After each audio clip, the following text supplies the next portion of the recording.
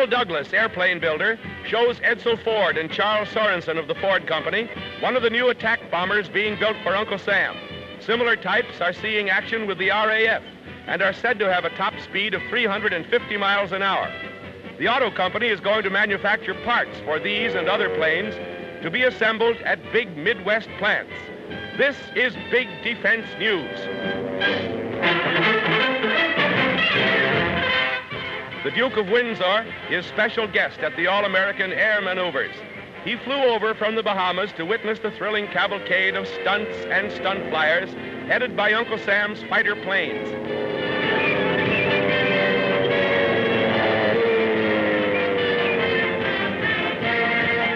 An old Ford tri-motor nearly steals the show. Harold Johnson is at the controls. Or is he?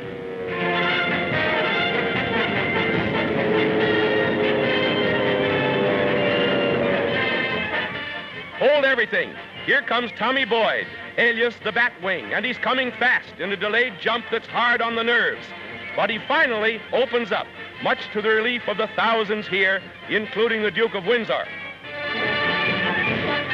He's down the hard way. Nice kind of work, but he can have it.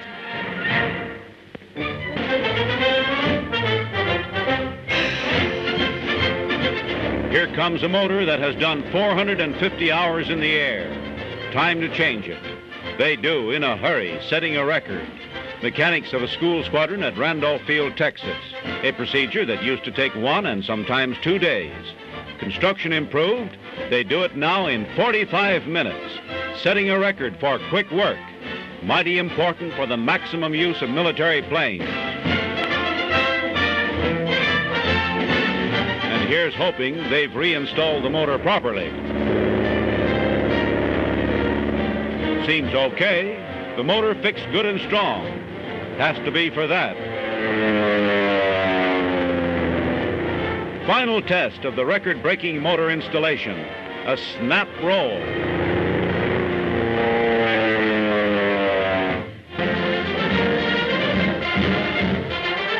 Doughboys on a scaffold, but don't worry. It's Uncle Sam's new air infantry in training. That's one way of learning how to handle parachute harness and shroud lines. Lesson number 2 just gets you into the feel of the thing.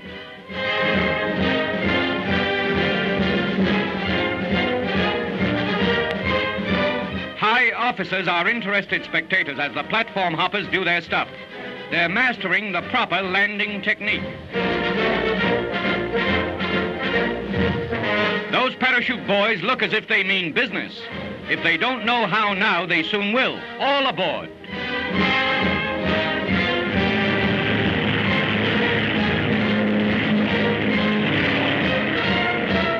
Practice jumps start at 3,000 feet. Now they know what the top sergeant means when he yells, "Fall out," half a mile up.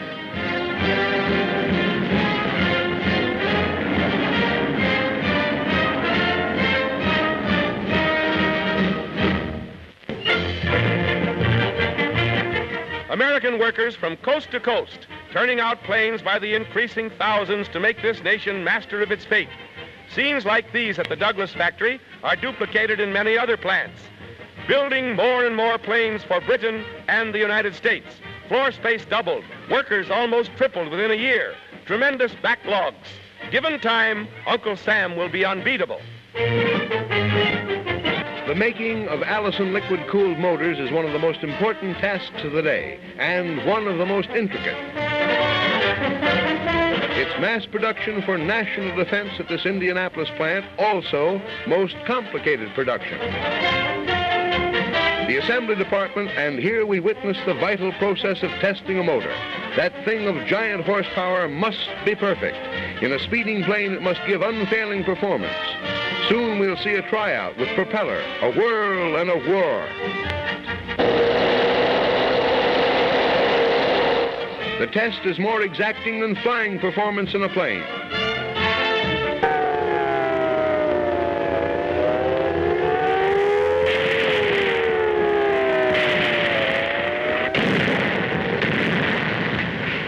Uncle Sam makes a realistic test of the eastern seaboard's vulnerability to air attack.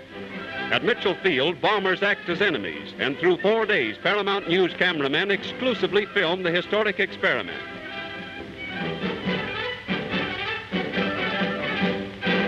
B-18 bombers take the air for surprise thrust at an 18,000 square mile target of Connecticut, Rhode Island, Massachusetts, and eastern New York.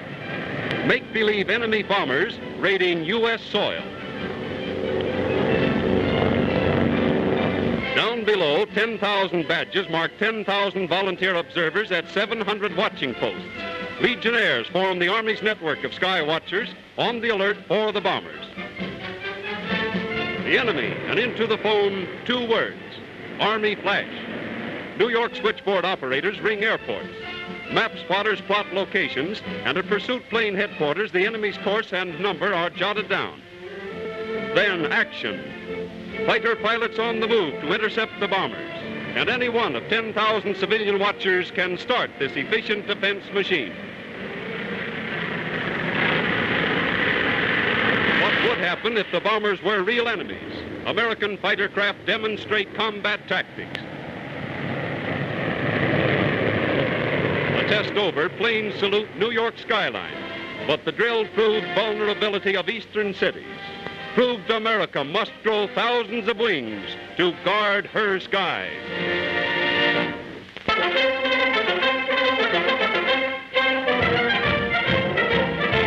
Class in aerial navigation. Flying cadets of the Army are given a course of training in the art of reckoning a position and keeping a straight course while in flight. At Miami, Pan American Airways conducts the class, and expert navigators of the commercial airways instruct the military student pilots in the complexities of instruments and mathematics. There are many new tricks nowadays in the ancient science of navigation, and an Army flyer must know them all, like the use of the octant. Into a skyliner to study the instruments on the actual control board. For example, the subtle device employed to check the compass.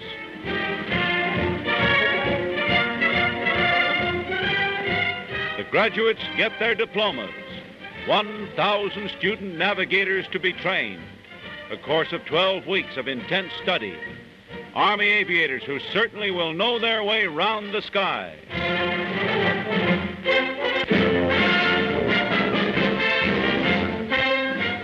Something new for national defense.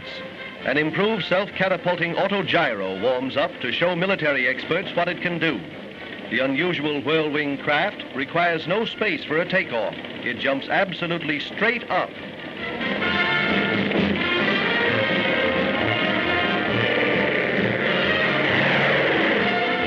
Seeing is believing, so here's an encore.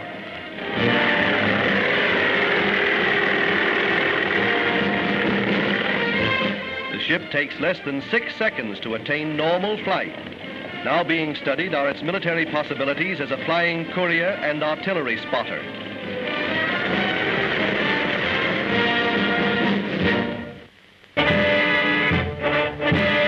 Army officials and Congress leaders look over a new Pitcairn autogyro that may prove a valuable weapon in wartime. By supplying power to the rotors, the new gyro acts like a helicopter. Watch.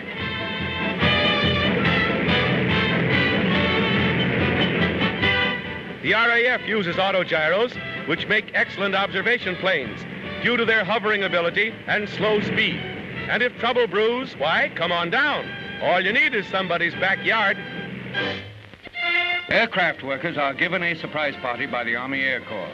The men who build flying fortresses are permitted to bring their families to inspect the newest ships. It's part of a nationwide get-together to spur cooperation between the civilian and military arms of national defense.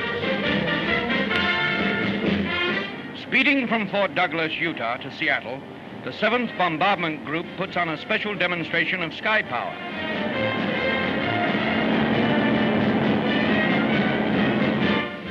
As the giant bombers soar above Mount Rainier, they let America know that Uncle Sam's long-range sentinels are on guard.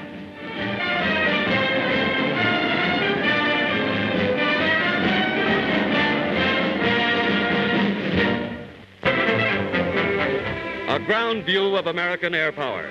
Families of Boeing aircraft employees get a look at Army bombers. It's a chance to see the very part of the plane the family breadwinner made. A first-hand look at the real thing. Then a flight above the plant and a formation salute by 18 Flying Fortresses and Douglas bombers to the national defense workers who build our planes.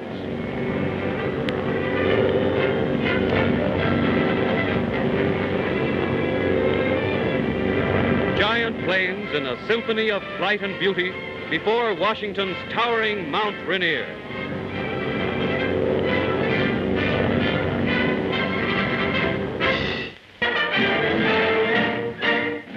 As part of a West Coast demonstration for aircraft workers and civilians, 6 Flying Fortresses skirt the treacherous slopes of Mount Rainier, almost 15,000 feet up. The 300-mile-per-hour giants present a striking picture from our United Airlines camera planes and a reassuring sight for peace-loving Americans.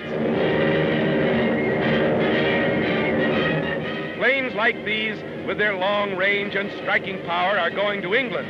These are for Uncle Sam and America's defense.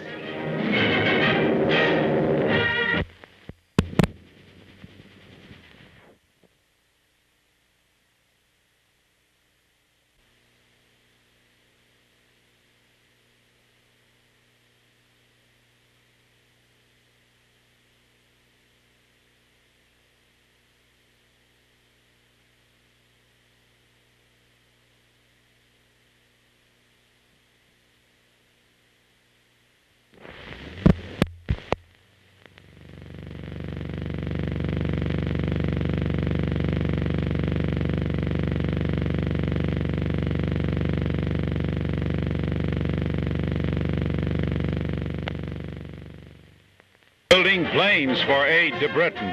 Martin bombers in quantity production at Middle River, Maryland. As the Lend-Lease bill becomes law, the stream of war supplies that it authorizes begins to flow, aviation equipment especially. These airplane parts need special tempering and get it in a fiery bath. Sodium nitrate bath, 900 degrees hot. The motors are monster producers of horsepower, the mighty energy needed to propel a swift bomber. Ready to fly in the climax of the battle for Britain.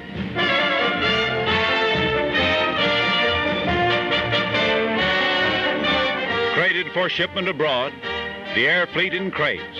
This plant now being expanded will be the biggest airplane factory in the world.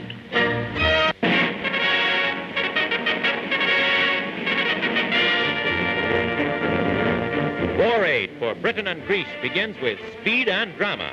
Minutes after its final approval, the historic Lend-Lease bill is signed by President Roosevelt. 5 minutes later, the President approves the first transfers of war material. 3,000 miles away, King George gives personal welcome to America's new ambassador, John G. Winan. Britain hails Lend-Lease aid as a Magna Carta of faith. A British harbor sees 4 more overage American destroyers. Under the new bill, $629 million worth of warships and merchantmen may be provided. America acts with speed. In Washington, our cameramen visualized real rush days for Navy and War Department employees. Fighter planes. In the Curtiss Buffalo plant, fast P-40 pursuit planes are made ready for shipment overseas.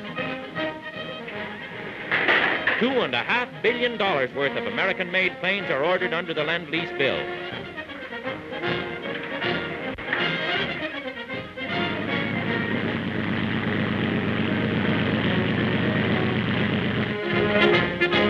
Ready now is vast power for Britain. U.S. cruisers of the Omaha class are reported to be slated for immediate transfer. Flying Fortresses for Britain. Some were reported to have taken off only minutes after the President signed the Lend-Lease bill. Mosquito boats are under construction, useful craft in Britain's fight against Germany's spring war on vital convoys. America acts fast under its new law, defending freedom. A #1 base in the air training program. And today, military aviation is on parade. March of the Flying Cadets at Randolph Field. General Pershing and former Vice President General Dawes keenly scrutinized the student pilots. These lads are the manpower of air power.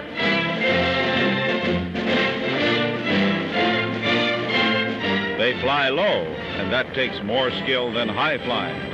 At the Texas Flying Field, Army aviators give a thrilling demonstration of hair-trigger skill. The smallest fraction of error might result in a human catastrophe. Planes plunging into the lines of cadets, but there is no fraction of error.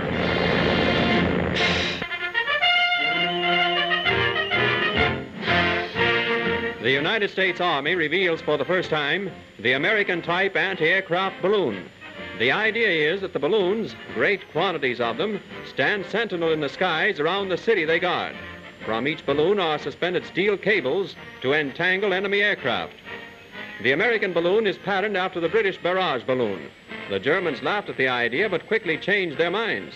American experts believe the balloon barrage is here to stay.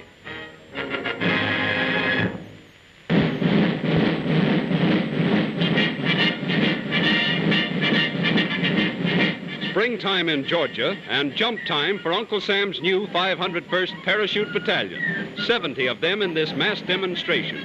Officers called jump masters in new Army lingo make the all-important inspection, for each man's life depends on exactly correct preparation. Equipment planes carry parachute-supported machine guns and heavy equipment, and one equipment ship accompanies each 6 personnel planes. A lesson learned from Europe's war. Here is the real thing, Norway just a year ago.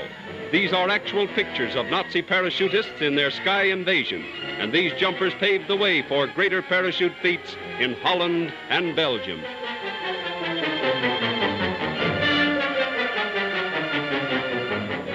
Now, over here, 1941 parachute troop drills.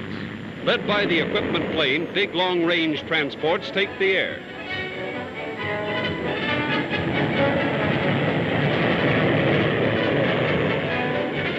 Heavy equipment first aimed to land on the exact rendezvous point below. Now, out and over.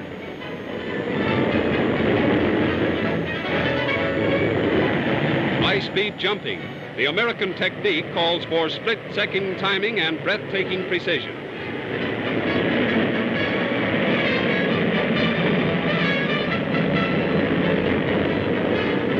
The military world first heard of parachute troops from American experiments made before the last war. Today, hundreds are being safely trained for our streamlined forces.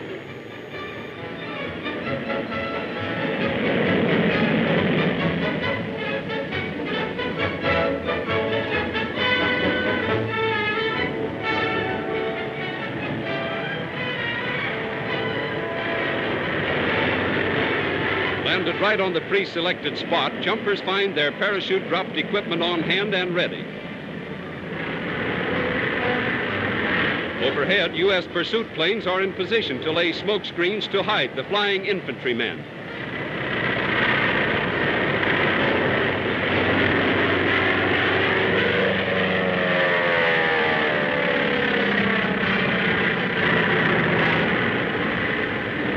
Advance.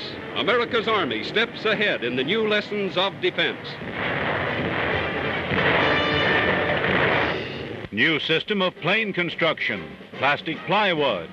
And the plane is christened at the Bendix Airport in New Jersey with appropriate ceremony. Industrialist Harley Clark takes a ride on the trial flight. It's a training plane for the schooling of military pilots. The plastic plywood construction is designed to avoid defense program bottlenecks encountered in the building of all metal aircraft.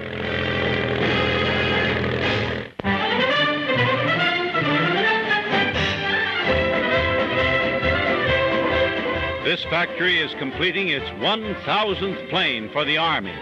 The Stearman Aircraft Company of Wichita, Kansas, is the first to reach the 1,000 mark in the number of warplanes delivered to the military forces. The defense program calls for busy construction, and that's what we see here, mass production of planes. Major Harris of the United States Army congratulates Company Executive J.E. Schaefer and takes delivery of the 1,000th plane.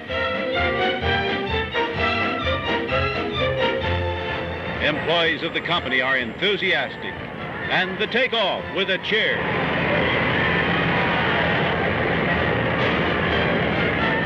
There goes the first 1,000th plane delivered to the Army by any aircraft plant.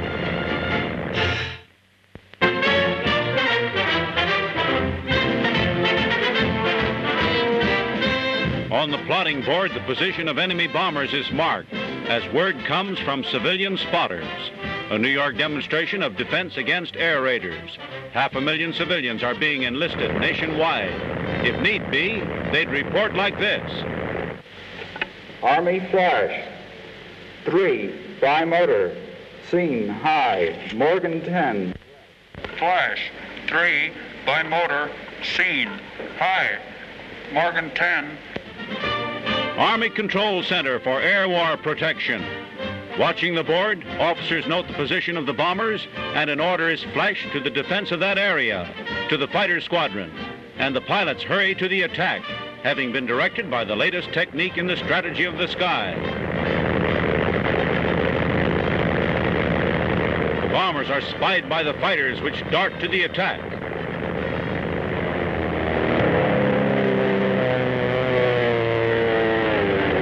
Word is flashed to anti-aircraft batteries, which fire a barrage.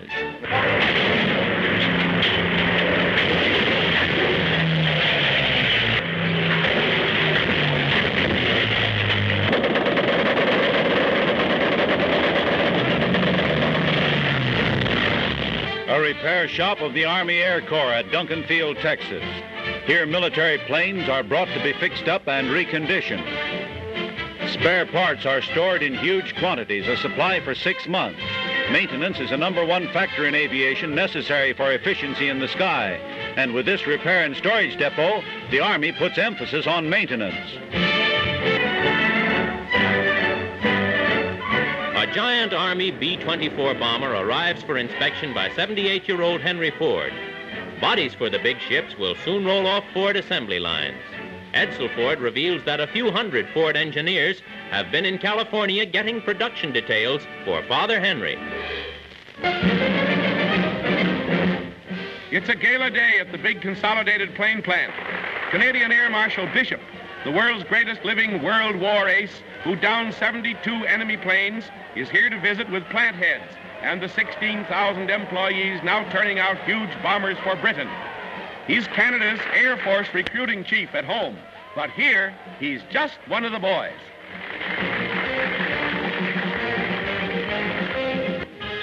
They're flying to Mount Shasta, the 55th Pursuit Squadron of the Army Air Corps, winging at 17,000 feet above the towering highlands of California.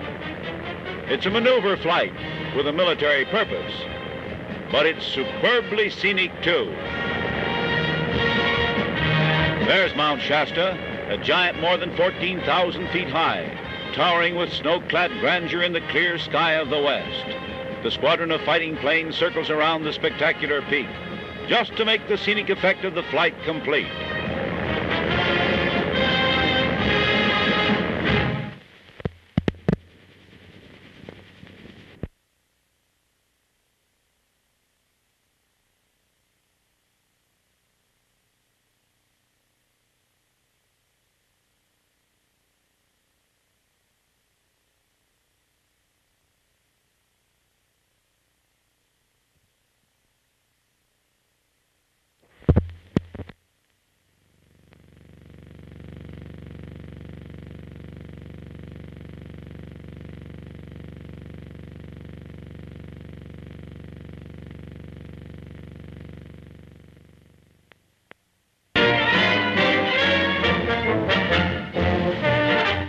They wing their way to gunnery practice, and you'll see how skillful the sky shooting is.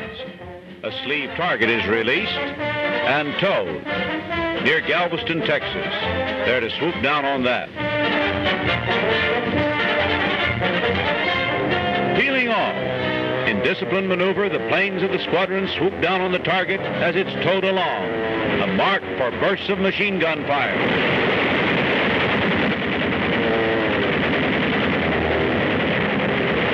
Like long-experienced veterans of the Army Air Corps, Yet they're Tensas National Guard aviators in training.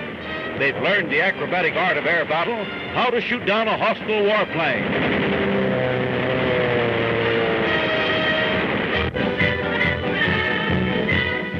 Wendell Wilkie is special guest for the dedication of the great new Vultee aircraft plant at Nashville, first to be built within the Inland Defense Zone. The huge structure contains 18 acres of floor space and will turn out scout planes for Uncle Sam and dive bombers for Britain. On a 24-hour day, 7-day week schedule, the President's latest request, what a bunch of planes they'll be able to turn out here.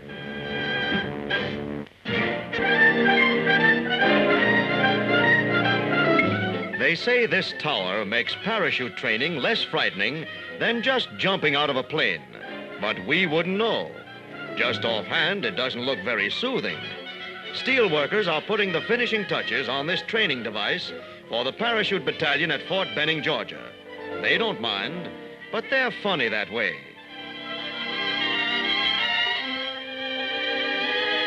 You crawl out to the edge, and when you let go, the parachute opens like this and lets you down nice and easy, like that. More bombers for Britain. With the President's plea spurring the aviation industry, the Lockheed plant goes all out in production of Hudson bombers for the RAF. Wings the British Lion wants and is getting special delivery.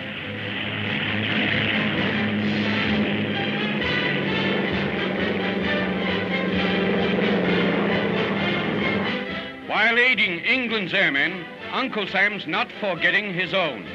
The Army gets a Lightning interceptor. Powered by liquid-cooled motors, the ship can take off in a flash to intercept enemy bombers.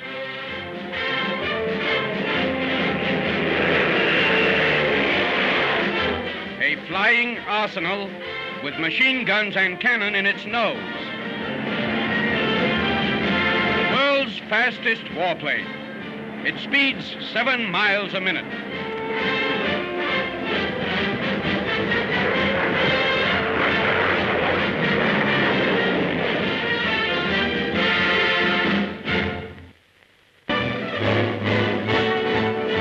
America's speed demon, so fast that ordinary man can't fly it without chemical help. Test pilot Milo Burcham dons an oxygen mask. For 30 minutes, he'll breathe deep and ride a bicycle, cramming his system with oxygen to prevent blackouts when flying at 500 miles an hour plus. A special air pressure helmet and a flight oxygen mask.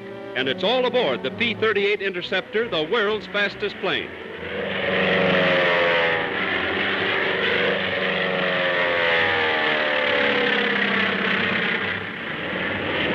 With twin propellers turning in opposite directions, the heavily armed P-38 cruises around 400. Opened up, well.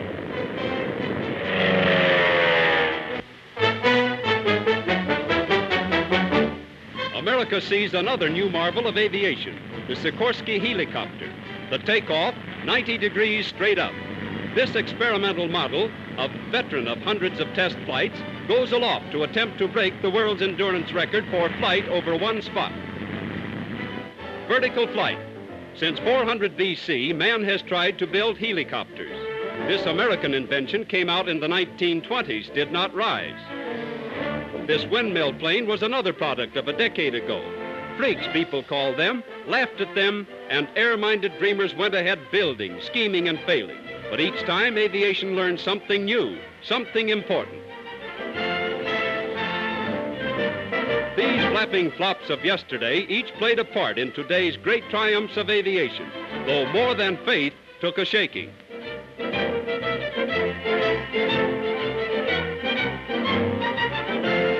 And hovering in a May 1941 sky, Igor Sikorsky and his helicopter proved that vertical flight has arrived. U.S. military observers see important uses for this craft that's supported only by its main rotor's downdraft, notice the blown grass, utilizes three-tailed propellers for control of flight forward, sideways, backwards, or in circles. Sikorsky has at last achieved in a machine the hummingbird's flight. the poised suspension in the air of the little bird that started Leonardo da Vinci drawing helicopter plans 500 years ago. 1 hour and 32.5 minutes of flight in suspension, a new world's record. Able to land within 18 inches of any given spot, the helicopter may open a vast new field of air tactics to American airmen who won't believe the phrase, "There ain't no such bird."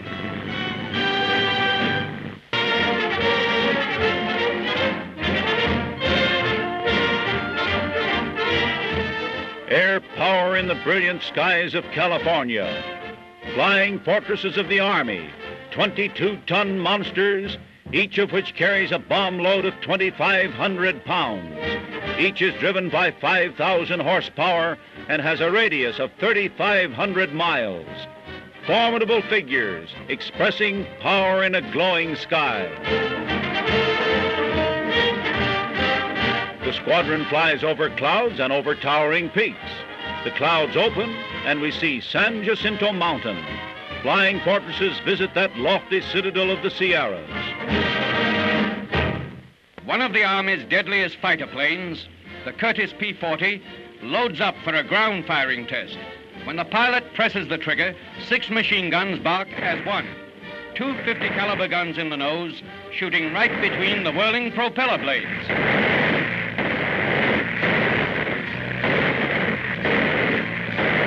Every burst converges on the mark.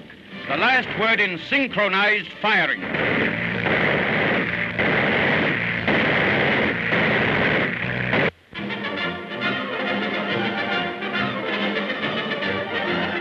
At Wright Field in Dayton, Ohio, the Army's new portable laboratory puts photo processing on a blitz basis. This observation plane has just taken pictures of enemy concentrations, and over they go. The films float down and are rushed to the lab and into the darkroom.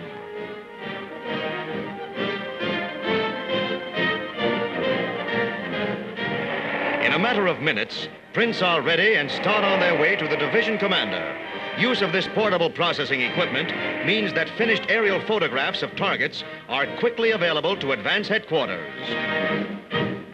After 5 years, the biggest bomber ever built, the Douglas B-19, gets set for its trials. With a wingspan equal to the height of a 20-story building and wheels that dwarf the tallest man, this 80-ton giant is capable of flying to mid-Europe and back with 18 tons of bombs. A $2 million sky battleship that makes all other bombers look like toys.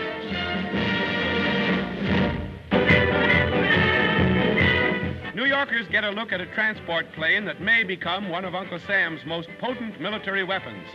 The Curtiss-Wright Transport, largest twin-engine plane in the country, is equipped to carry 36 passengers. But stripped for war service, it could carry 50 armed soldiers 1,500 miles.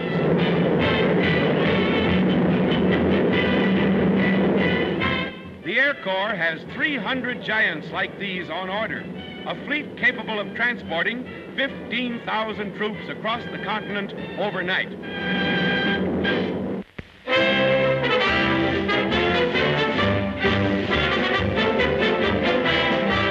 Class in aviation is given theoretical instruction in the art of flying, and eager pupils they are.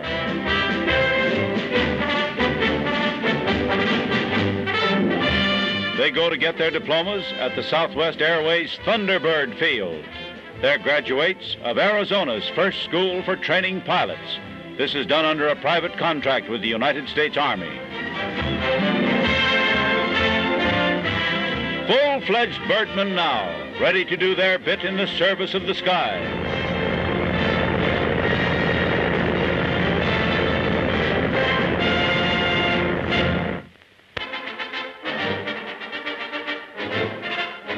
After their 2,400-mile trip from the United States, 21 of the Army's flying fortresses line up for inspection at Hickam Field, Hawaii, one of the world's largest air bases. The huge Boeing B-17Ds are of the latest type, 5th of the Flying Fortress model. Their flight from San Francisco took only 13 hours and 59 minutes. Their presence here points up the importance that Washington attaches to maintaining United States power in the Pacific.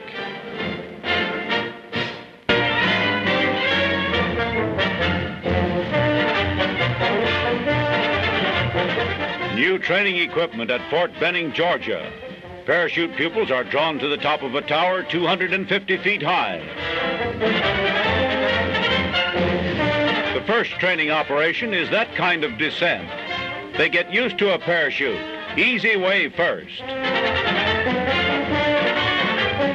The second operation, the pupil is in a position such as in actual jumping, and he gets accustomed to the jerk when a parachute opens.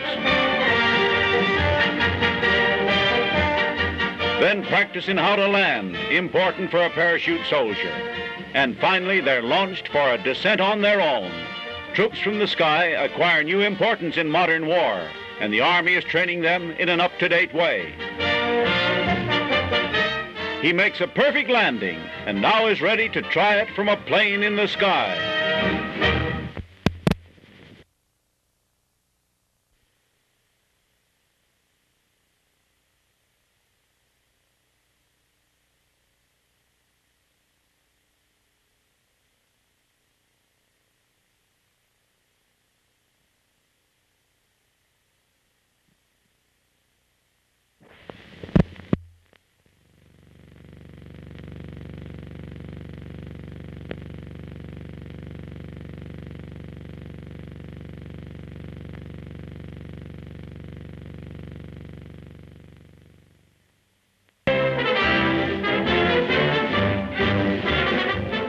82 tons is the weight of that sky monster at Santa Monica, California.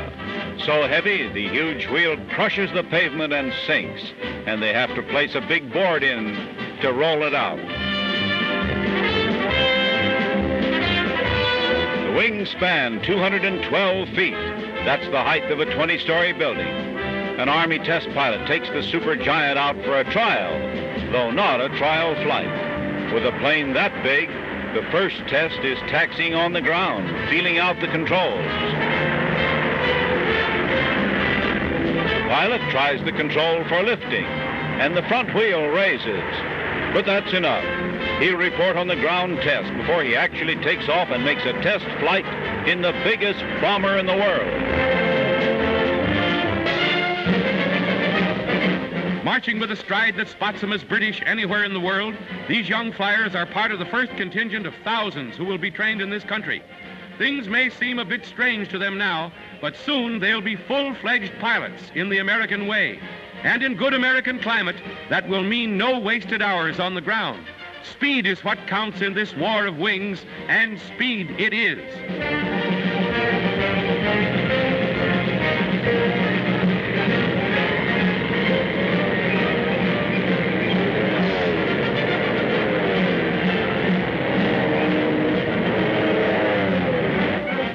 He's going native in a big way. It's a long way from Tipperary, but he's heard about cowboys, from movies perhaps, and say, don't they catch on quick?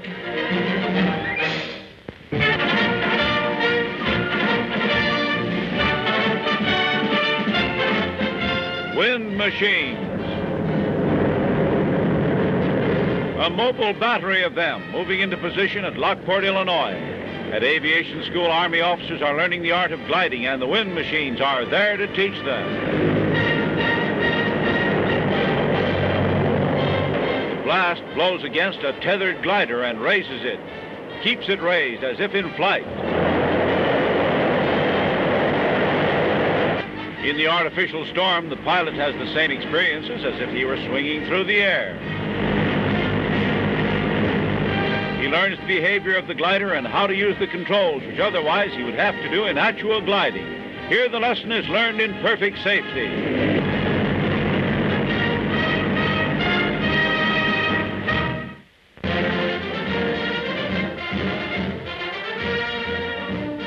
Flying cadets of Uncle Sam's Air Force. From a nationwide network of civilian aviation schools supervised by the Army, they come to Randolph Field. After 10 weeks of primary training, they are ready for the West Point of the air.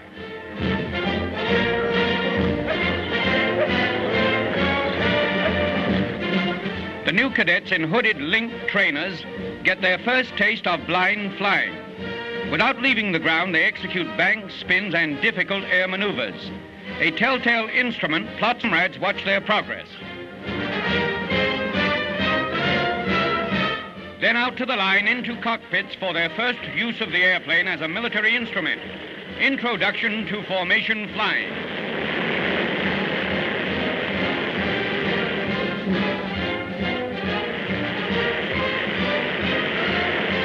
Randolph Field for the basic course, nearby Kelly Field for advanced students, combine to form the nerve center of America's Air Force training program. Expanding U.S. defense calls for the schooling of 30,000 pilots each year. There's plenty of room for young men, 20 to 26 years of age, with at least high school education, training for a peacetime profession or training to serve their country's defense. Meanwhile, Uncle Sam is building an Air Force to match any in the world.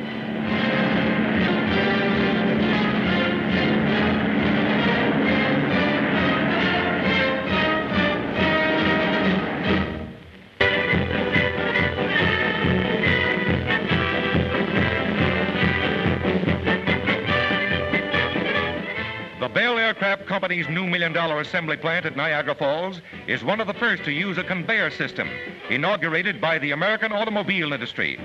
6 of these ingenious belts, which move along at the rate of an inch every 3 minutes, will be in operation soon. They will step up production of speedy Airacobras for the Army Air Corps. And here's the first Airacobra to roll off the new assembly line, all ready to fly, and how.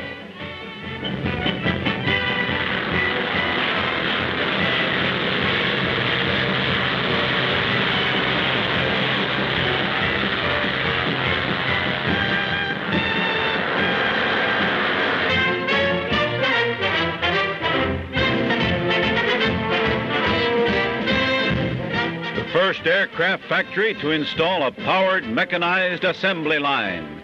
The Vultee plant, Downey, California. The plane in the making moves from one process to another. The assembly line is the key to the American miracle of the mass production of automobiles. Here we see it applied to aircraft manufacture for national defense. Production in motion. With the new system in operation, this plant now turns out 4 times as many military planes as it did before. A nation.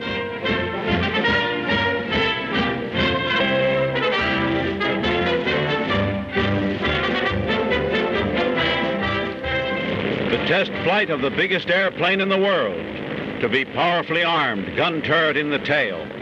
At Santa Monica, California, 45,000 spectators watch with tense interest as the Douglas Super Bomber B-19 takes off.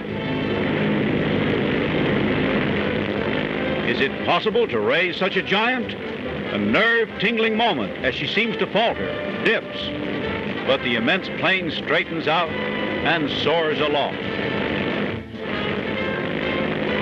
That super leviathan of the sky cost $3.5 million and took 5 years to build.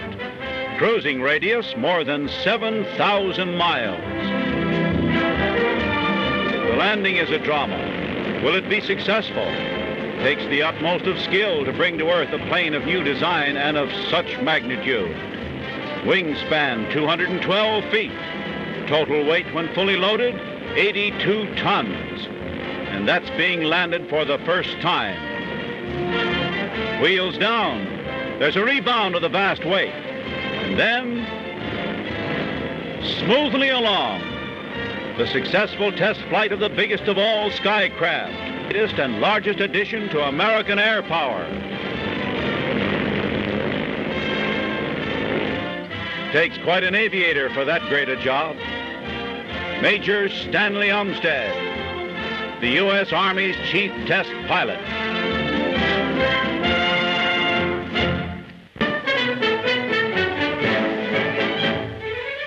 America's version of the barrage balloon is tested by using them in the Panama Canal, Hawaii, vital harbor, and industrial areas. The War Department estimates it needs 6,000. Present appropriations would pay for half that number. Overseas, warring Britain uses barrage balloons to keep enemy bombers at high altitudes. Just how effective they've been is a military secret. But American experts believe the barrage balloon with its dragnet of steel cables is practical as an anti-aircraft screen.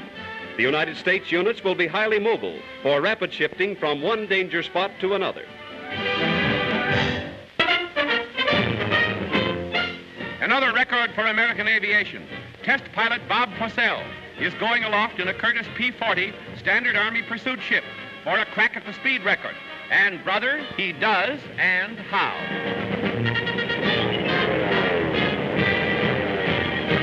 Last year, an Army plane hit 620 miles an hour in a vertical power dive. Fossell exceeds that by over 40 miles an hour. 661 miles per hour. Tribute to Yankee engineering and production. Best in the world. And to test pilot Bob Fossell.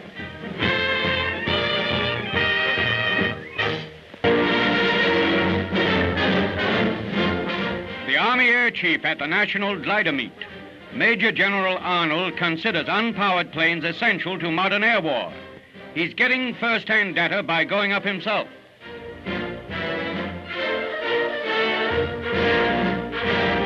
The winch that supplies the takeoff. All phases of soaring are under observation as the Army is buying motorless craft for experimental purposes.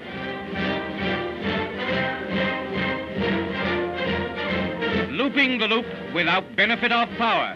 Stunting a glider demands complete knowledge of flight technique. The glider takes its place in the Army Air Corps. The general himself at the controls for a perfect landing.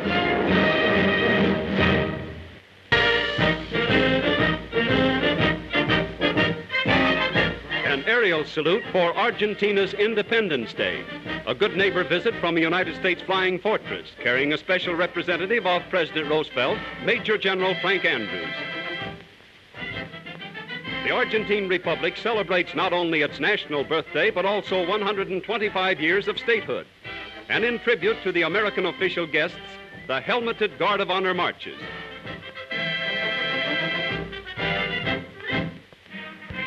Argentina's Navy marks the holiday also. Volunteers and draftees are reviewed by Vice President Castillo, acting in place of the bedridden President Ortiz. These new sailors bring Argentina's naval strength up to 12,000 men to man the 43 ships of the defense fleet. There's a solemn oath. Impressive not only in Buenos Aires, but impressive also to 20 other good neighbor American republics.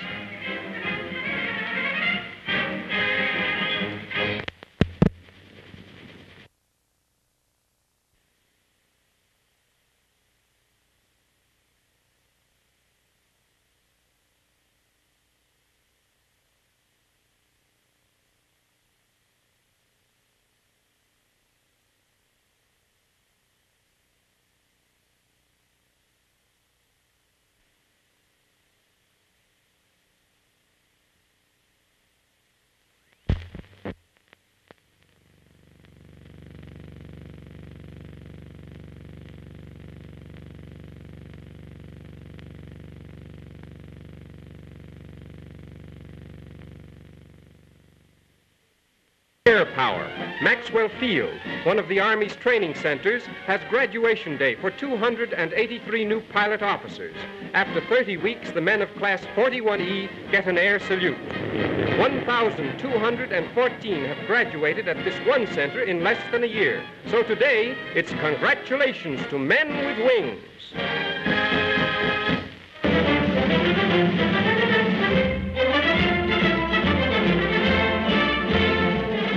First gunnery practice by a squadron of the latest and swiftest of fighting planes.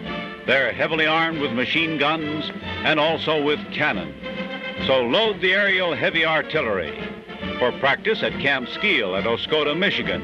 And the planes are Airacobras. They go fast and they've got terrific firepower. Army flyers have their first test of marksmanship in this kind of super speedy fighter. There's the muzzle of the cannon in the nose of the plane. How will the aim be going so fast?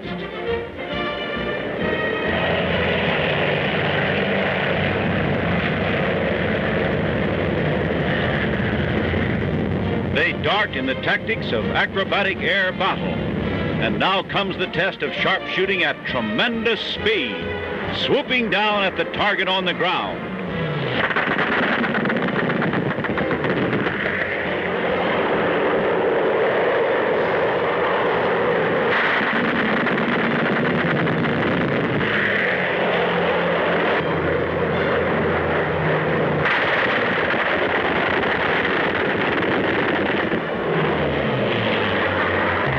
Going as fast as a bullet, they shoot the bullets.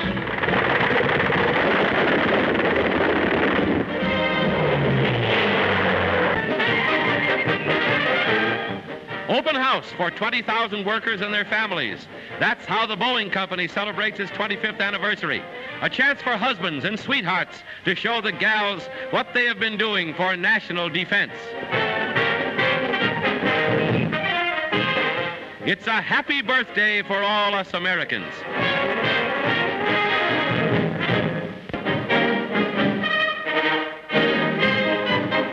Major General Pathe signs up for spare time work. He commands the 2nd Armored Division at Fort Benning, Georgia. Now, he and 66 other officers and men are studying flying at their own expense at a private school in Columbus. Other students in this voluntary military class range from colonels all the way down to privates. But once that door shuts and they roll off the line, they're all equals here. The freelance flyers have organized the Silver Wings Club, and for the past 6 months, they've been digging deep to fly high.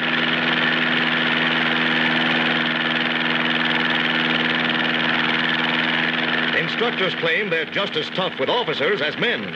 Anyhow, the planes can't tell the difference. The last flight, and graduates line up for their diplomas. Amateur Army flyers who invest their own pay to learn how.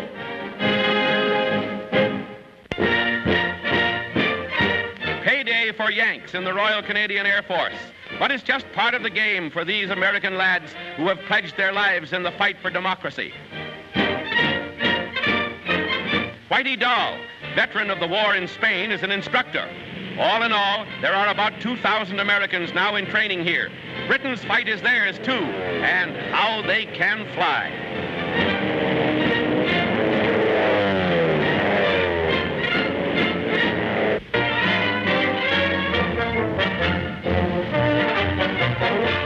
They've produced 2,000 fighters to date. And they're dedicating a new plant to bring production up to 500 planes a month. There's the 2,000th plane of the Curtiss P-40 type, rolling her out with ceremony. OPM Director Knudsen, Assistant Secretary of War Patterson, and other officials inspect the 2,000th plane. Okay, says Knudsen of the OPM, and then a flight by a squadron of fighters.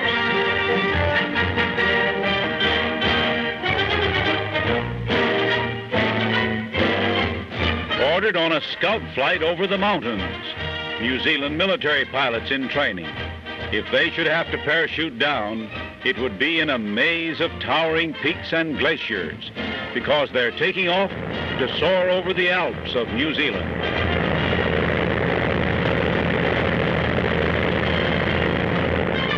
This flight of a sky squadron of the Southern Hemisphere is a reminder of the kind of country New Zealand is, with its rivers of mountain ice.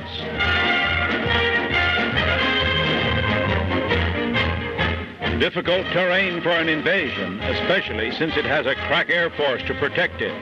Glacier land under the Southern Cross, to which they give the name the New Zealand Alps.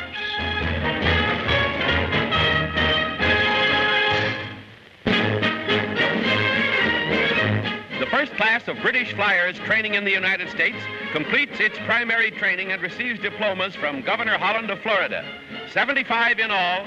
They go from the Lakeland School here to Alabama, where they'll begin a 10 weeks basic course under Air Corps supervision. And Uncle Sam will keep them flying.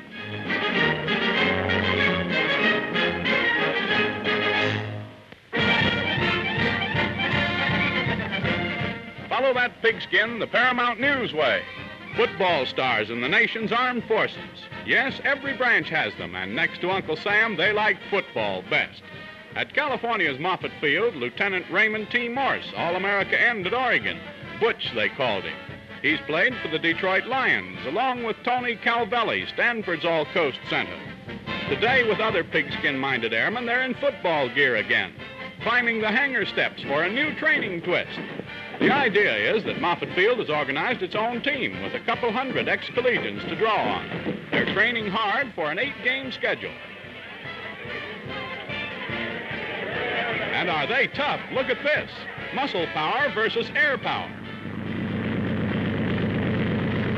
Fighting the stiff propeller wind, the Army setting the style for football training.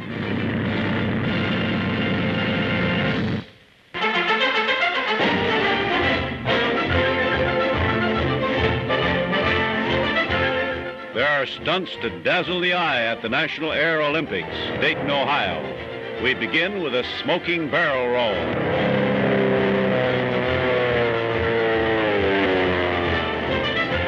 That wing-over-wing kind of thriller is only an appetizer, but they do it with vim, vigor, and abandon.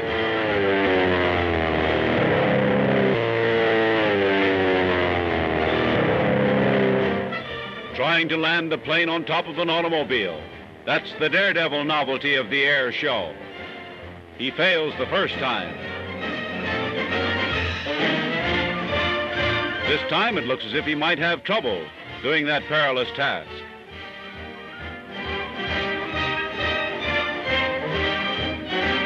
The platform on top of the auto has slots for the plane's wheels to go into, so watch.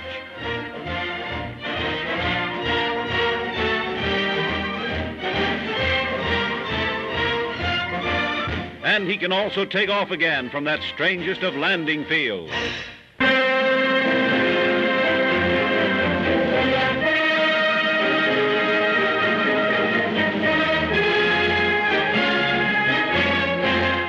Out here in the Philippines, the Army keeps them flying all right. I found mechanics and pilots sleeping in hangars, for our forces are doing a clock-round defense alert job.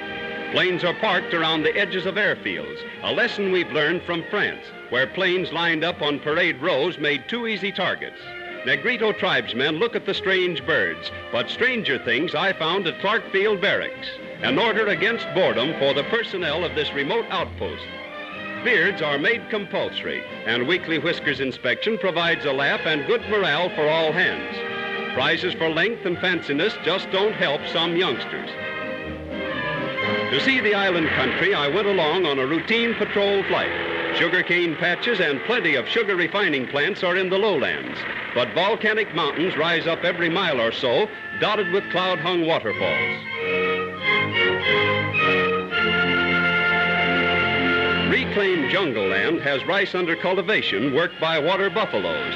Primitive but very efficient, the natives told me. Back with the Army, I found General Jonathan Wainwright directing river fording maneuvers of Philippine troops. These bushfighters have their own way of crossing the innumerable streams. Half a pup tent from each man's marching pack, a rifle or bamboo pole, and they have a boat for their ammunition and equipment. Within 7 minutes from the order to shed uniforms, the company was across the stream with all equipment dry. The mule train took longer. Some Army mules just don't like Navy tactics. Heavy equipment goes on rafts made of lashed bamboo poles. There's plenty of bamboo everywhere. These Philippine troops, 200,000 of them are part of our U.S. force now, are naturals at camouflage. In fact, they're quick in every branch of soldiering. Most amazing to me was their proficiency in dispersing when Army attack bombers gave them a strafing drill. They take cover well and put up rifle crossfire that strafing pilots say would be deadly. The Philippines look ready on land and in the air.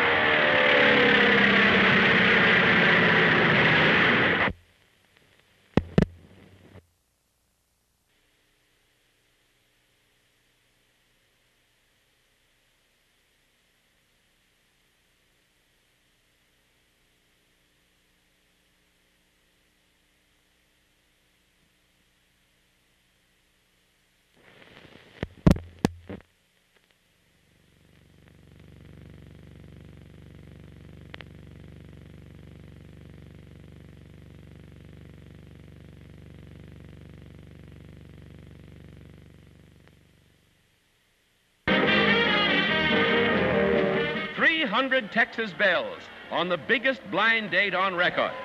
They're paired off with young flyers from Brooks Field for a day of fun and frolic. No, you can't pick your date out. It's all done by lot, and they have a lot of fun.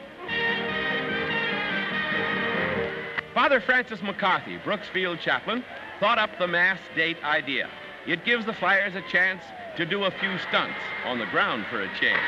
Say, flying's tame compared to this. You've got to be good to earn your stripes in this business.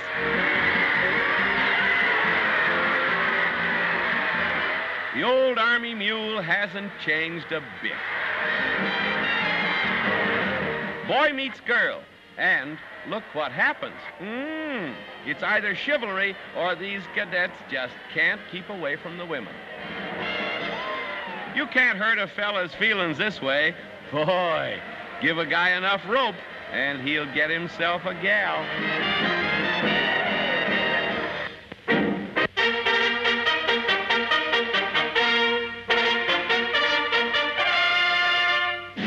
The new chief of the Army Air Corps Ferry Command, Colonel Robert Olds, whose exploits as a #1 Army airman have made flying history. He gives orders to his pilots, and they're off on a mission. Their task is to pilot aid to Britain bombers to Canada, where the planes are taken over by the British to be flown across the Atlantic to Britain. So here at Detroit, the ferrying operation begins.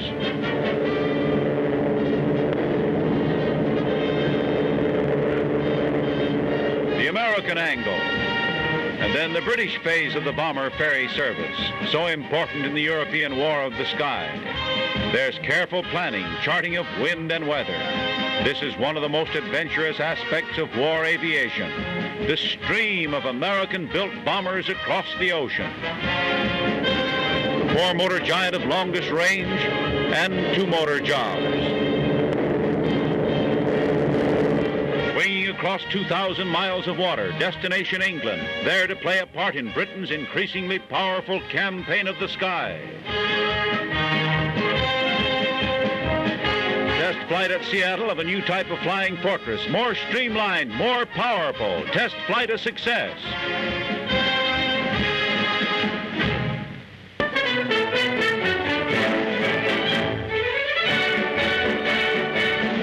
One more cruiser for the world's mightiest fleet, the Atlanta. Christening honors go to author Margaret Mitchell, who wrote a book about Atlanta.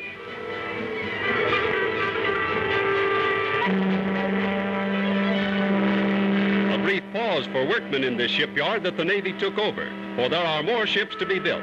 This is the Navy's 250th launching since January. 92 more warships are on the building ways. The two-ocean Navy is getting there fast. The 251st launching. At Quincy, Massachusetts, the cruiser San Juan, sister ship of the Atlanta, goes down to the sea, ahead of schedule and nearly 85% complete. These new cruisers have destroyer speed, will do better than 42 land miles an hour. Many new secrets of design are in these slim cruisers as America meets the needs of modern naval warfare.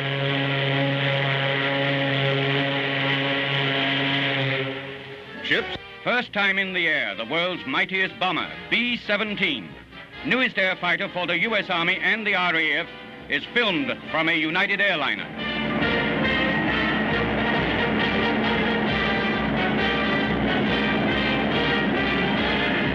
Specifications, range, and speed are military secrets, but bad news for Hitler.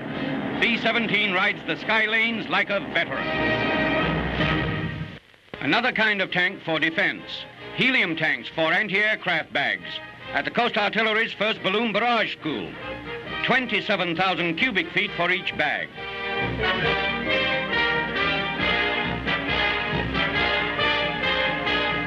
It's examination day for the first 3,000 men in the balloon barrage corps. Up she goes. Tactics learned from the Blitz of Britain.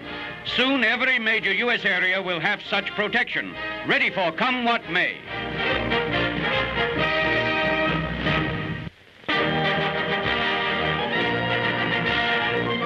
Zero hour in Louisiana, the greatest field exercise in American military history, with over 40,000 motorized vehicles and 500,000 men. Dive bombers over the crossroads town of Castor support the 1st Armored Division's advance against 37 and 75 millimeter guns.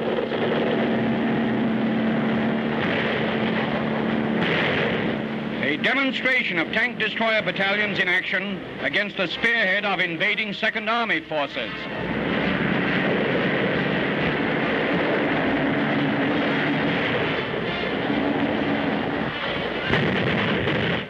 2,000 officer referees keep score as the Army puts the accent on tank warfare and anti-tank defense.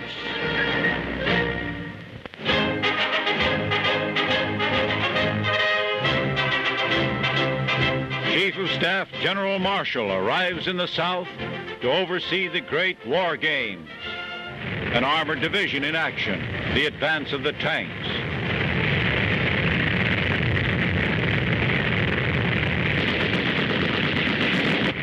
Crossing a stream under artillery fire.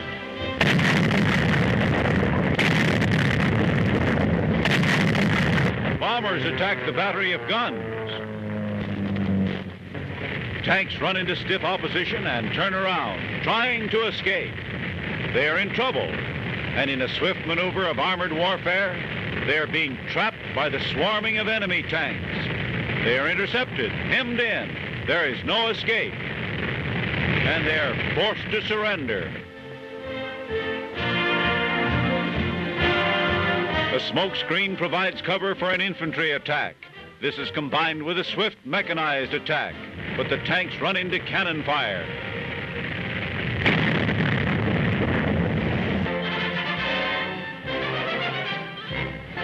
Uncle Sam's newest dive bombers on the aerial front in the Louisiana War Games. Pilots and planes on trial in the most realistic defense tests this country has ever seen. Dive bombing mechanized forces of the invading army.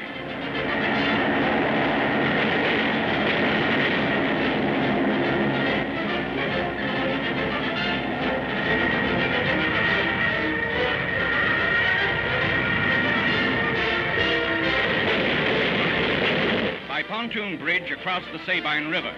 The invading Red Army moves to attack the Blues. Jeep scout cars are floated over, and the armored spearhead thrusts forward under cover of the woods.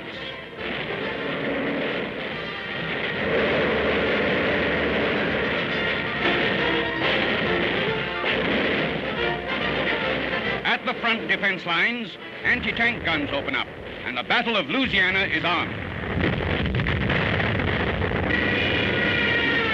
Cover the defending infantry as they go to meet the enemy. All branches of the service are put to the test as the Army applies blitz defense against blitz attack.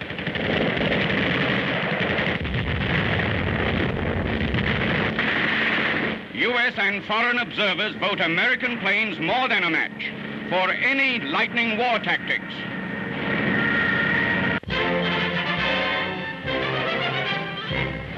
Blitz games for Uncle Sam's First Army. Some 400,000 troops transform 10,000 square miles of the Carolinas into a proving ground for men and machines.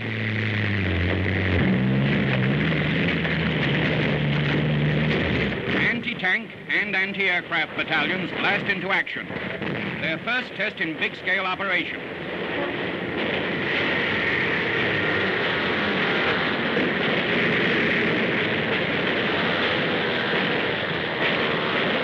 Motorcycles and combat cars, the advance guard in lightning war, going forward to locate enemy columns.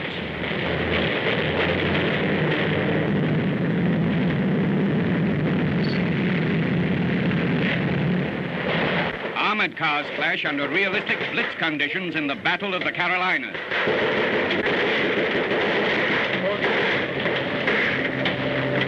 Yes, sir, that's good old-fashioned horse cavalry. Some experts say they'll go where tanks and mechanized units camp.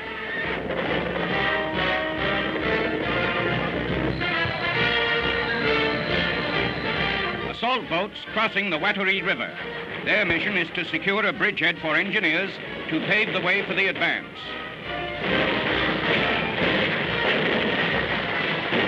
Pioneers spanning the river with a pontoon bridge. The First Army Command is concentrating on teamwork among all its units. Simulated dive bombing, nearest thing to the real business without anyone getting hurt. It'll be like this for 2 months, trial by fire for the First Army.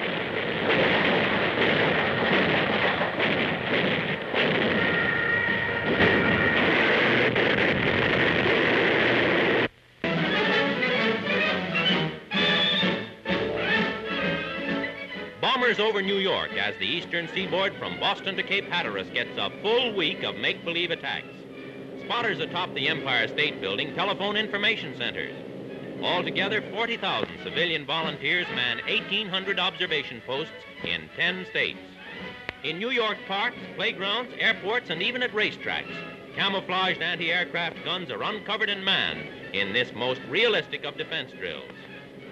River bridges have sky guns, and Easterners give thanks that over here, these are only mock raids. Back to the alarm. Flash messages from spotters have also gone to Army nerve centers, and orders are phoned to Army flying fields. Interceptor plane pilots race to their planes ready for sky combat. Down below is Fort Tilden, scene of a second part of the wide-scale defense tests. This fort is to be raided by a so-called Black Army made up of regular Army units. At midnight, the invasion begins. Invasion boats of all kinds bring 1,500 to the surprise raid.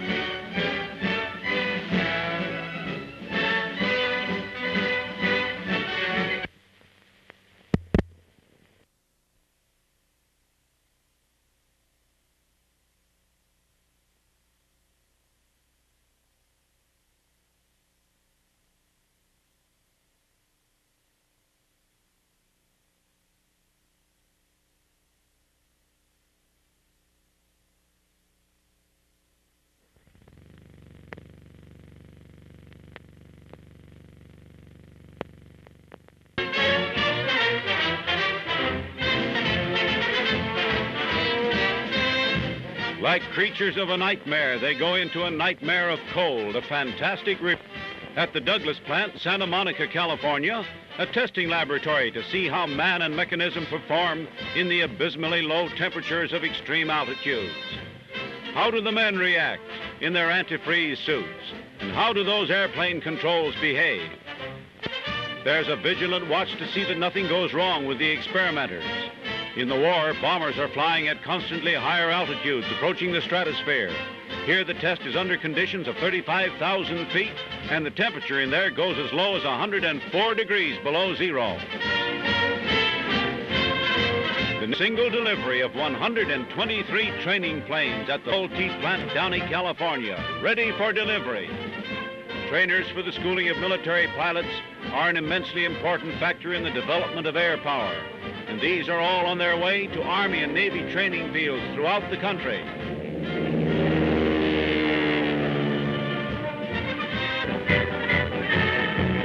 The great new Douglas Blackout Airplane Factory is dedicated. The 200-acre plant is America's newest and most modern, and gets a salute from the mammoth B-19, biggest bomber in the world.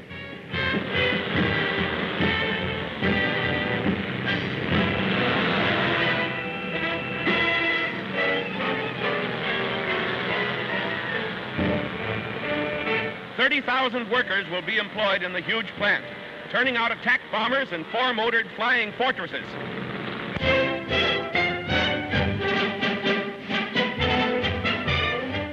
Loaded with scientific equipment, and at Chicago, Arthur Starnes prepares to break the record for a delayed parachute jump.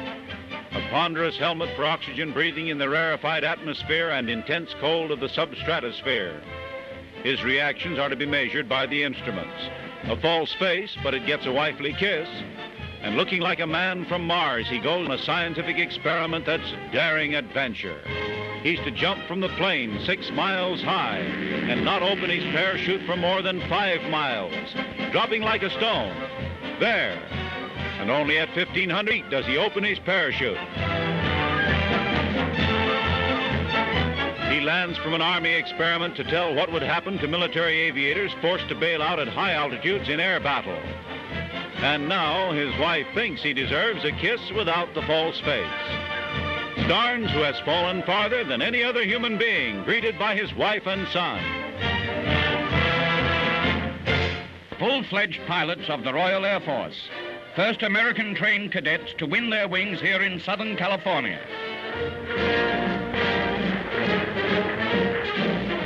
Graduation exercises for the pride of Britain.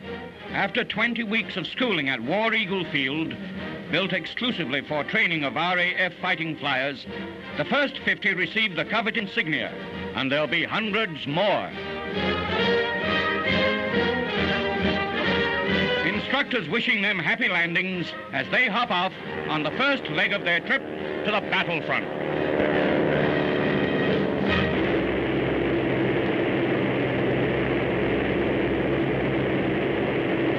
Final flying tests for the world's biggest and most powerful bomber, the United States Army's B-19. The Sky King staggers the imagination. The rudder tip is 4 stories above ground. The landing wheels are 8 feet across and weigh over a ton apiece. To each wingtip is a half a block's walk. The Army crew goes aboard for the vital test flight. Lieutenant Colonel Umstead, only man to fly the big ship, is next to the last aboard. Then 4 18-cylinder motors start their roar of power.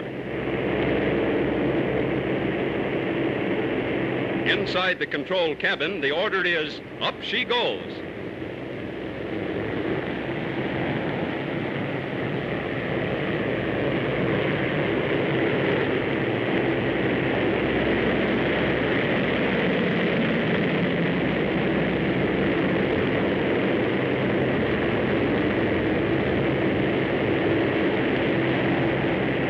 Perfect takeoff, and the big 2,300-pound wheels fold gracefully into the fuselage.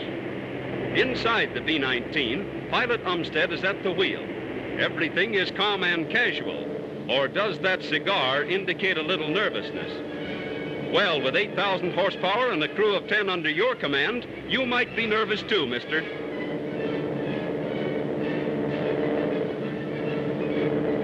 Gun turrets are all over the B-19. In all, there are 18 emergency exits for the crew. Now, let's look inside a wing. Man-sized passageways run through the wings to the motor repair stations. The motors are air-cooled. Each generates over 2,000 horsepower. Each wing also is designed to carry 6 bombs.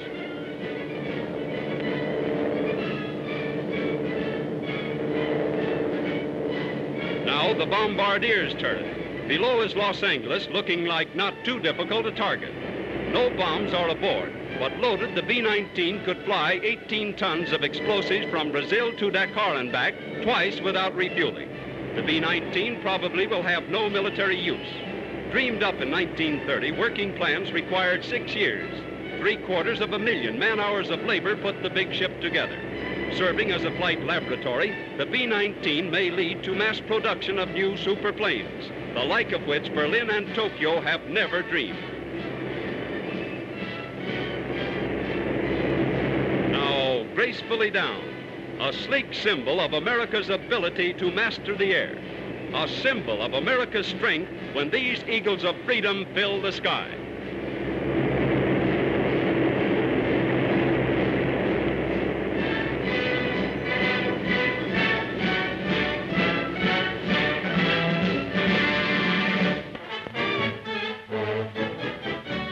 The Army's latest diesel-powered bulldozers level a sandy, rolling field at Marston Strip, North Carolina. Then quickly, lengths of perforated steel are laid in place, and presto, they're building an airfield big enough, it's reported, to accommodate even the mammoth B-19. The holes in the metal strips allow the grass to grow through and camouflage the runway. Efficient, modern, it's the Army's way of keeping pace with the stepped-up air program.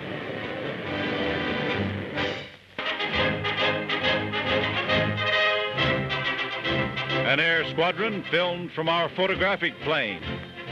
One of our movie cameras is stationed to shoot pictures right through a window in the side. And it makes quite a picture.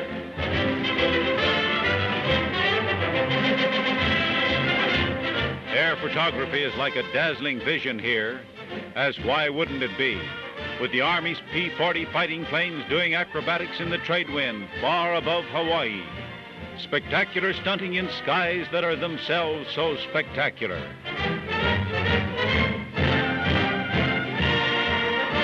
They say these latitudes of the South Sea are paradise for the romantic wanderer.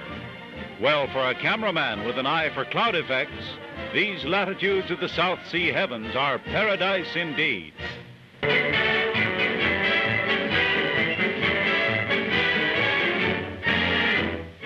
Air Corps cadets are sworn in at ceremony at Detroit City Hall. And those funny guys from Hollywood are on hand. Bud and Lou Costello are in town for the premiere of their newest and screwiest picture.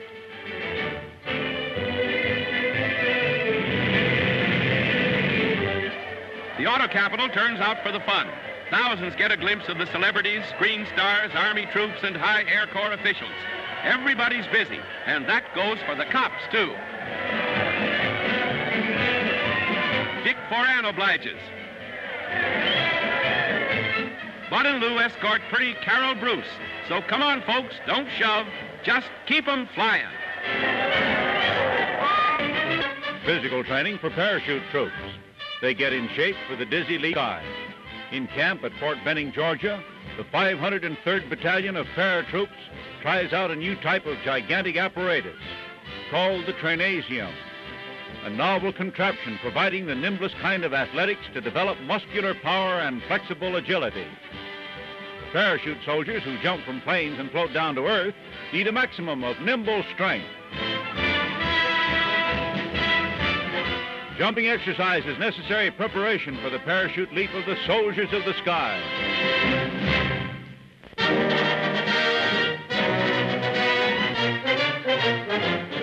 Jumping jack is the name of this exercise. These Army Air Cadets at Randolph Field, Texas, are not just playing Sunday picnic games. These are coldly calculated drills, part of the order of the day. Increasing their speed of brain reaction and muscular coordination is what Uncle Sam is after. Right now, poor timing means only an unnecessary spill. But if these men see war service, their split-second judgment may save many lives, including their own. Here's an old one as ancient as the pyramids. It's not spectacular, and it's no engineering feat, but it does build up muscle. The idea is to prove they can take it. West Coast Ferry Command of the United States Army Air Corps. Fighting planes for the RAF with newly commissioned American flight officers at the controls for the first leg of the 1,000-mile hop to Britain. Special training for a hand-picked group of Yankee pilots.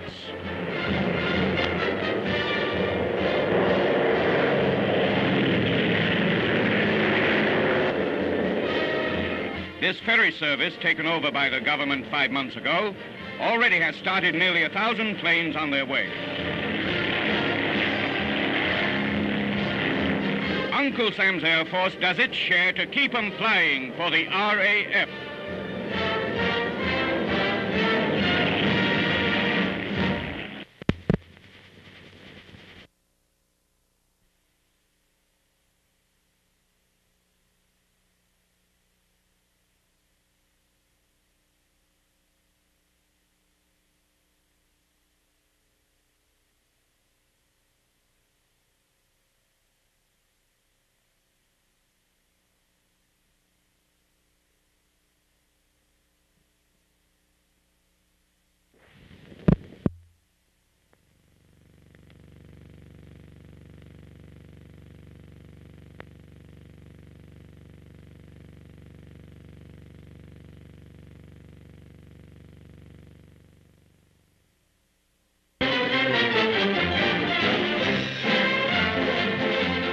He was the first Army pilot, and now he retires. Major General Frank P. Lom. Military ceremony at Randolph Field, Texas, in honor of the Army's #1 veteran of the sky. He was taught to fly by the Wright brothers when aviation was beginning, and made the first military solo flight in 1909. He was also the first Army balloon pilot. In 1917, he organized the Air Force of the AEF. Now, having reached the age limit, he retires. Aerial invasion in the Battle of the Carolinas. Uncle Sam's sky troopers bailing out at 1,200 feet. A problem in tactics for the Army's newest branch. Capturing an enemy airport in what the experts call vertical assault.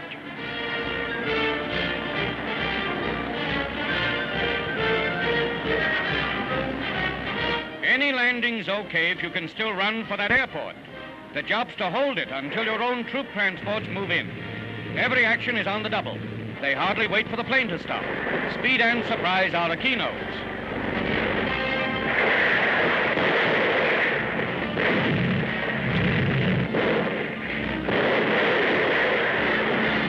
Field guns, too, transported by air. Well, whoever invented this blitz business, leave it to the Yanks to perfect it.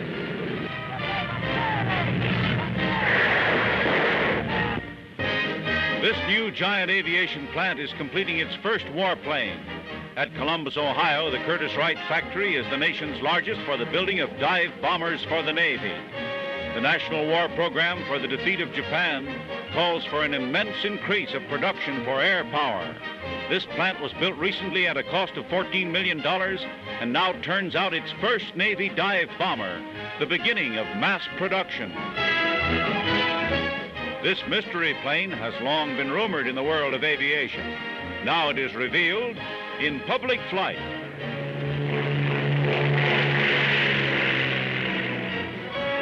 The Northrop Flying Wing soaring over the Mojave Desert in California. It has no fuselage. All is contained in the wing, and it has no tail. It peels off with swift agility and looks like a bat. 87 flying cadets received commissions as second Louis in the Army Air Forces. Handpicked from various training centers throughout the country, they've completed instruction in pursuit flying here at Mitchell Field. They'll help protect East Coast cities from aerial attack.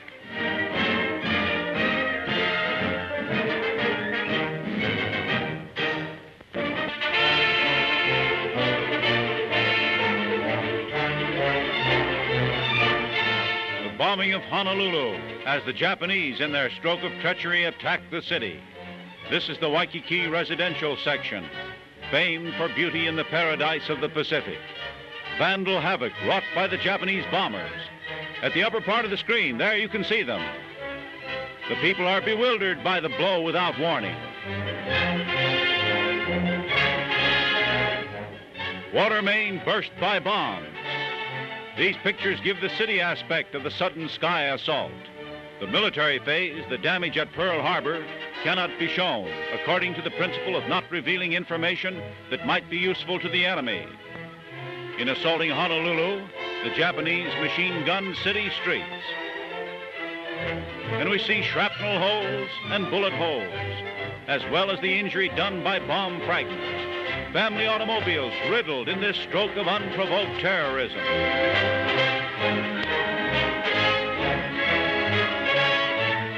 Flames were extinguished by prompt firefighting, despite the startling surprise. And among the buildings wrecked was this school. Refugees, bearing their misfortune with courage. There was no panic. The people took the bombing bravely and coolly. The Japanese suicide submarine carrying torpedoes and a charge of high explosive which could be blown up against the side of a ship. The boat itself, like a torpedo. Operated by two men, the midget sub entered the wrong channel, ran aground, and was captured. Hawaii recovers quickly from the surprise of the sneak punch and carries on as America's key stronghold in the Battle of the Pacific. Hawaii is merely angry and wants to get even.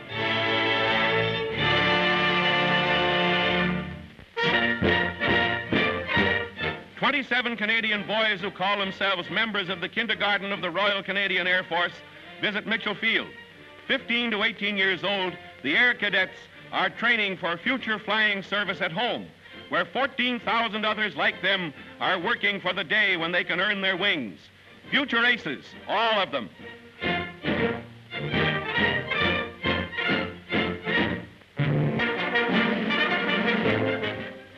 Depth charges and the steel prow of an American destroyer wrecked this Jap two-man sub in Pearl Harbor during the treacherous attack on December 7th. The San Jose football team on tour here has volunteered for police duty and comes out of a huddle with a real catch. All Hawaii is anxious for another crack at the Japs. These flyers shot down the first Jap planes, Lieutenants Louis Saunders and Philip Rasmussen, Kenneth Taylor and George Welch, who accounted for 6 planes between them, Lieutenant Harry Brown, another of Uncle Sam's present-day heroes. This group got 9 Jap planes. Not bad.